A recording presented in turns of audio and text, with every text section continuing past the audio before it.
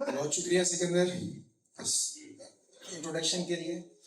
تو سب سے پہلے میں کراچی اسٹوڈنٹس ریڈرز گروپ کو اپریشیٹ کرنا چاہوں گا کہ انہوں نے فیض صاحب کے حوالے سے آج اس پروگرام کا انعقاد کیا, اور اس کے ساتھ ساتھ میں دانش و رامش اور ان کے روح رواں نقوی صاحب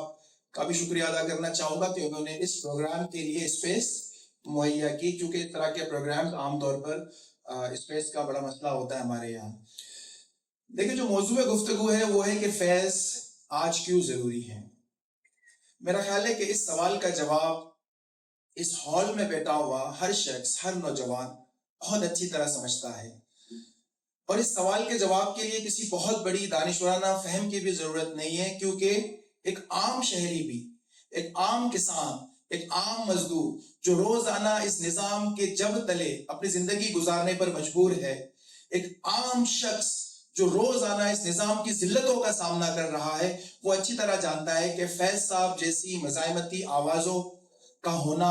آج کے پاکستان میں کیوں ضروری ہے. دیکھیں, فیض صاحب ایک کالونیل ایرا میں پیدا ہوئے, اور انہوں نے اس وقت کی کالونیل دور کی ذلتوں کو اپنی آنکھوں سے دیکھا, اور جب ایک سو کالڈ انڈیپینڈنس ہمیں ملی, ہم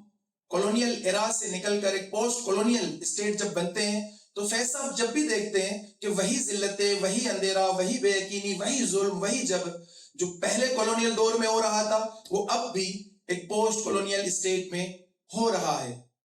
جس پر فیض صاحب یہ کہے بغیر نہ رہ سکے کہ یہ داغ داغ اجالا, یہ شب گزیدہ سحر, وہ انتظار تھا جس کا, یہ وہ سحر تو نہیں, یہ وہ سحر تو نہیں کہ جس کی آرزو لے کر چلے تھے یار کے مل جائیں گے کہیں نہ کہیں فلک کے دشت میں تاروں کی آخری منزل. تو فیض صاحب کا جو دور تھا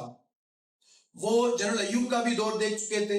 جنرل یحییٰ خان کا دور بھی دیکھ چکے تھے, اور جنرل ضیاء کے دور تک بھی وہ جیتے رہے 1984 تک. تو لہٰذا جب فیض صاحب چونکہ ایک صحافی بھی تھے, ہمارا علی جان صاحب نے ان کی مختلف پہلوؤں پر بات کی, وہ ایک صحافی بھی تھے اور پروگریسو پیپرز سے نکلنے والے مختلف جو اخبارات تھے, امروز, ذیل و نہار اور پاکستان ٹائمز, وہ ان کے ساتھ منسلک تھے. تو اس زمانے میں ایک بدنام زمانہ قانون پریس اینڈ پبلیکیشن آرڈیننس کے نام پر نافذ کیا گیا تاکہ مزاحمتی آوازوں کو کچلا جائے, اور ہم دیکھتے ہیں کہ آج ہمیں وہی قانون پیکا ایکٹ کی شکل میں نظر آ رہا ہے. تو اس لیے فیض صاحب ضروری ہے, چونکہ فیض صاحب نے اس وقت کہا تھا, متا ہے لوح قلم چھن گئی تو کیا غم ہے, کہ خون دل میں ڈبو لی ہے انگلیاں میں نے, زباں پہ مہر لگی ہے تو کیا کہ رکھ دی ہے ہر ایک حلقۂ زنجیر میں زباں میں نے. یہی اعتماد ہمیں دیتا ہے فیض صاحب کا کلام, کہ اگر زبانیں چھین لی جائیں, اگر قلم چھین لیے جائیں, تو بھی مزاحمت کی شکلیں ختم نہیں ہوتی. آج یوٹیوبرز پر, ویلاگرز پر, بلاگرز پر, ڈیجیٹل کانٹینٹ کریٹرز پر جو پیکا ایکٹ نافذ کیا گیا ہے تاکہ وہ ڈسینٹنگ وائسز, وہ اختلافی آوازیں, ان کو دبایا جائے, انہیں کچلا جائے. چونکہ یہ جو رجیم ہے وہ رجیم نہیں چاہتی ہے کہ کوئی بھی تنقید, کوئی بھی نکتہ چینی جو ہے وہ سماج کی طرف سے آئے, تو وہ ان کے راستوں کو مسدود کرنے کی کوشش کر رہی ہے, جیسے کہ وہ فیض صاحب کے دور میں بھی کرتی آ رہی ہے. لیکن ایک بات یقینی ہے کہ جہاں جہاں جبر ہوگا وہیں پر مزاحمت ضرور ہوگی, کیونکہ جبر اور مزاحمت کا ایک سمبائیوسس ہوتا ہے, ایک پرماننٹ رشتہ ہوتا ہے, ایک تعلق ہوتا ہے. جہاں جبر ہو وہاں مزاحمت نہ ہو, یہ ممکن نہیں ہے. ہم رہیں یا نہ رہیں, ہم مزاحمت کریں یا نہ کریں, ہم بک جائیں, ہم جھک جائیں, ہم پیچھے ہٹ جائیں, ہم کمپرومائز کر لیں, ہم سرنڈر کر لیں, لیکن مزاحمت جاری رہے گی. جس پر فیض صاحب کہتے تھے کہ بول کہ لب آزاد ہے تیرے. تو لوگوں کی زبانیں ابھی بھی آزاد ہیں, لوگ اب بھی بول رہے ہیں, لوگ اب بھی اس جبر کے نظام کے خلاف کھڑے ہوئے ہیں. آج جو کچھ پاکستان میں ہو رہا ہے, اور جو کچھ فیض صاحب کے دور میں اسی پاکستان میں ہوتا رہا ہے, آج میں سمجھتا ہوں کہ حالات اس سے کہیں زیادہ گمبھیر ہیں, کہیں زیادہ سنگین ہیں. آج آپ سب جانتے ہیں کہ اس پاکستان میں 27th امینڈمنٹ کر دیا گیا ہے. اس پورے پاکستان میں ایک سافٹ مارشل لا کہہ لیں یا ہائبرڈ رجیم کہہ لیں, اس کو باقاعدہ سے انسٹیٹیوشنلائزڈ کر دیا گیا ہے. تو فیض صاحب نے اس پر کہا تھا کہ نثار میں اے وطن تیری گلیوں کی جہاں چلی ہے رس کہ کوئی نظر اٹھا کے چلے, جو کوئی چاہنے والا طواف کو نکلے, نظر چرا کے چلے, جسم و جان بچا کے چلے. آج ہم دیکھتے ہیں کہ اس دور میں فیض صاحب پر سیڈیشن کے مقدمات قائم کیے گئے تھے, اور یہیں پر ڈاکٹر عمار علی جان بیٹھے ہوئے جن پر لاہور کے ڈی سی نے بغاوت کا مقدمہ بھی قائم کیا تھا. تو حالات نہیں بدلے ہیں. اگر کسی کو یہ لگتا ہے کہ پاکستان ایک خود مختار سوورن اسٹیٹ ہے, ایک آزاد ریاست ہے, تو اس غلط فہمی کو اپنے ذہنوں سے نکال دے. پاکستان اپنے ایسنس میں, پاکستان اپنے اوریجن میں, اپنے جوہر میں ایک پوسٹ کولونیل اسٹیٹ ہے, جبر پر مبنی ایک ایسی ریاست جو عوامی آوازوں کو, اختلافی آوازوں کو, مزاحمتی آوازوں کو کچلنے کی ہر ممکن حد تک کوشش کر رہی ہے. اور اس پوری صورتحال سے یہاں کا ہر ایک نوجوان, ہر ایک شاعر, کسان, رائٹر, انٹلیکچوئل, سب لوگ واقف ہیں, اور اس جبر کی, مزاحمت کی نئی نئی شکلیں بھی ہمارے سامنے آ رہی ہیں. دیکھیں فیض آج کیوں ضروری ہے. مجھے سکندر نے کہا کہ آپ 10 منٹ میں اپنی گفتگو کا اختتام کر دیں, تو میں کوشش کروں گا کہ کنکلوڈ کر دوں. فیض آج اس لیے ضروری ہے کہ آج بھی لوگ جبری طور پر گمشدہ ہو رہے ہیں.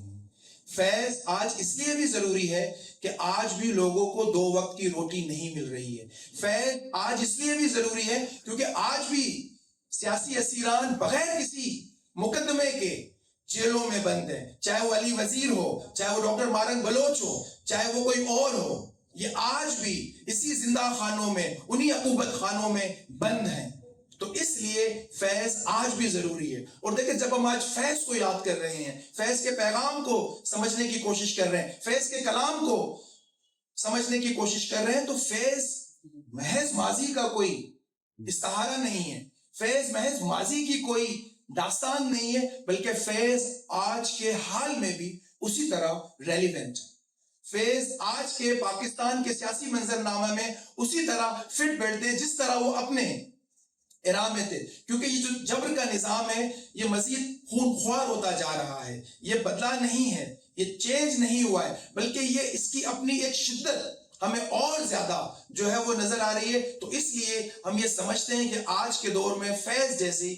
مزاحمتی آوازوں کو سامنے لانے کی ضرورت ہے, اور اپنے نوجوانوں کو یہ بتانے کی ضرورت ہے کہ مزاحمت ہر دور میں رہی ہے, چاہے وہ مزاحمت دانشورانہ شکل میں ہو, وہ مزاحمت فکری شکل میں ہو, وہ مزاحمت سیاسی شکل میں ہو. دیکھیں مزاحمت صرف شور شرابے کا نام نہیں ہے, مزاحمت صرف احتجاج کا بھی نام نہیں ہے, مزاحمت شعور کا بھی نام ہے, مزاحمت احتجاج کے ساتھ ساتھ ادراک کا بھی نام ہے, مزاحمت اپنے آپ کو اندرونی طور پر اس نظام کے خلاف لڑنے کے لیے تیار کرنے کا بھی نام ہے. اور جب یہی ساری مزاحمتیں مل کر کسی ایک شکل میں سامنے آئے گی تو ہم سمجھیں گے کہ ہمارا مستقبل بہتر ہوگا. کیونکہ آج بھی ہمارا مستقبل اسی بے یقینی کا شکار ہے, اسی دلدل کا شکار ہے, انہی ذلتوں کا شکار ہے کہ جس کے لیے ہمارے آباء و اجداد, ہم سے پہلے آنے والے سیاسی لوگ جدوجہد کرتے رہے ہیں. اور جیسا کہ میں نے پہلے کہا کہ جدوجہد کا سلسلہ کبھی بھی نہیں رکے گا. یہ ہر دور میں, ہر عہد میں اپنے نئے رنگوں کے ساتھ, اپنی نئی شکلوں کے ساتھ, اپنی نئے آہنگ کے ساتھ سامنے آتی رہے گی. تو اس لیے مزاحمت زندہ باد, جدوجہد زندہ باد.